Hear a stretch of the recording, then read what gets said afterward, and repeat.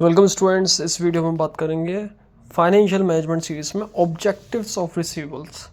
Receivables का objective क्या होता है, यानी कि रिसीवेबल्स को हम डेटर कहते हैं। इनके ऑब्जेक्टिव क्या होते हैं, इनको क्रिएट करने का ऑब्जेक्टिव क्या होता है, जिसको हम ये करंट असेट मानते हैं।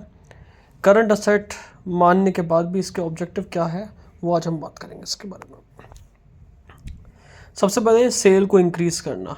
अगर हम रिसीवेबल क्रिएट्स करते हैं, रिसीवेबल मतलब जो हम जिनसे पैसे रिसीव करने वाले हैं, जैसे डेटर हो गए, जैसे हमारे बिल रिसीवेबल हो गए या फिर अकाउंट रिसीवेबल हो गए।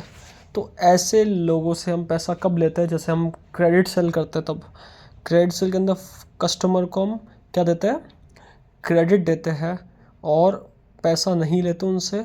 उस समय उस फैसिलिटी को देने के बाद कस्टमर एक ट्रस्ट वर्थी हो जाता है, जबकि कैश सेल में इतना इम्पोर्टेंट नहीं मूव रहता। क्रेडिट सेल के अंदर इम्पैक्ट ज़्यादा पड़ता है। फैसिलिटी जो होती है क्रेडिट सेल की वो अच्छी रहती है। इससे फर्म के अंदर सेल्स भी बढ़िया होती है, इंक्रीज़ होती है।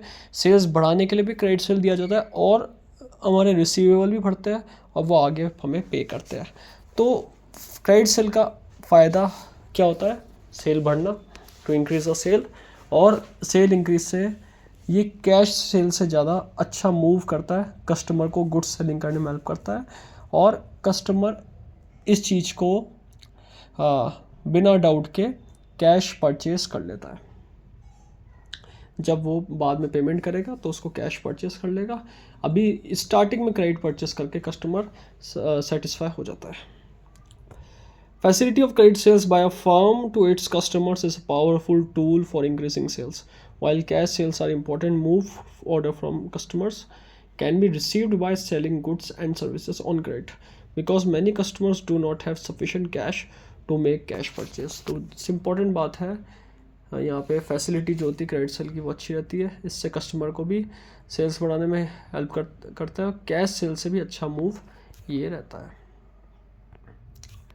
नेक्स्ट पॉइंट है इसके बाद to increase profit. Profit increase करने में सबसे इंपॉर्टेंट है क्रेडिट सेल का योगदान। अगर सेल हम बढ़ाएंगे क्रेडिट पे तो बाद में प्रॉफिट भी बढ़ेगा, सेल्स बढ़ेगा, टर्नओवर बढ़ेगा, बाद में प्रॉफिट भी बढ़ेगा। रिसीवेबल्स हमें इस चीज़ को अलाउ करता है, क्योंकि एक इनडायरेक्ट रिजल्ट है। जब हम क्रेडिट सेल करते हैं तो बाद में उसका पेमेंट आएगा, तो दैट रिजल्ट हमारी सेल्स के अंदर ग्रोथ होगी और हमारा सेल्स से प्रॉफिट भी हाई होगा। This is an indirect result of selling on credit. The direct result of credit sales is growth in sales. By providing credit sales, the firm has additional sales, and these additional sales result in higher profit.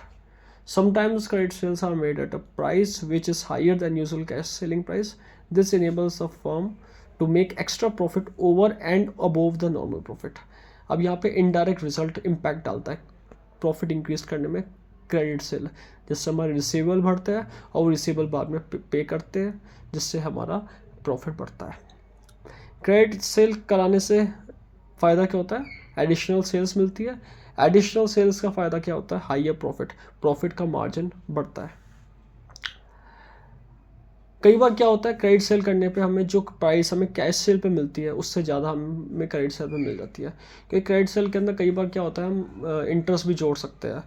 Credit sale के अंदर हम late payment पे interest भी जोड़ सकते हैं। तो वहाँ पर इसका फ़ायदा क्या होता है, इसका फ़ायदा ये होता है कि हमें क्रेडिट सेल पे वो प्राइस मिल जाती है जो कैश सेल से हाई रहती है, कैश प्राइस से हाई रहती है।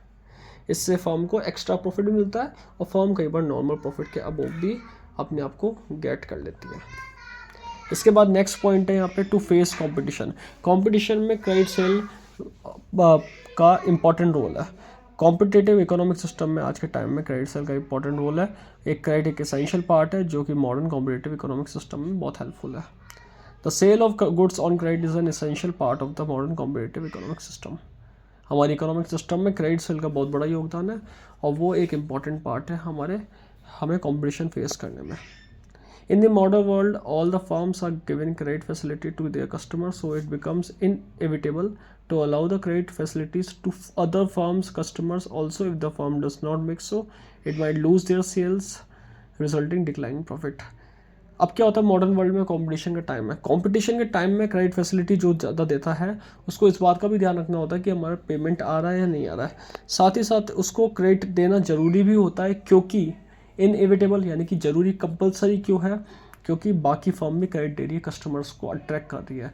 तो आपको कस्टमर्स को अट्रैक्ट करने के लिए क्रेडिट सेल्स वाला टूल भी अपनाना पड़ेगा, जिससे फर्म आगे बढ़ते रहे, सर्वाइव करते रहे। अगर इस चीज़ को आप अपनाते नहीं हो तो आपकी सेल्स कम हो सकती है और प्रॉफिट भी डिक्लाइन हो सकता है। तो 3 पॉइंट ऐसे हैं, 3 ऑब्जेक्टिव है, सेल्स बढ़ाना, प्रॉफिट बढ़ाना और कंपटीशन को फेस करना। ये 3 चीज़ें अगर देखा जाए तो सर्वाइवल, प्रॉफिट और ग्रोथ से रिलेट करता है, और ये तीनों चीज़ें बिजनेस का मेन मोटिव होती है। इसमें रिसीवेबल्स बहुत इंपॉर्टेंट रोल प्ले करते हैं, हेल्प करते हैं बिजनेसमैन को सेल्स अचीव करने में, प्रॉफिट अचीव करने में और कंपटीशन मेंटेन करने में।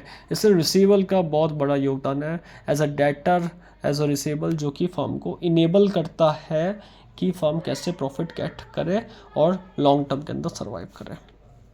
Thank you.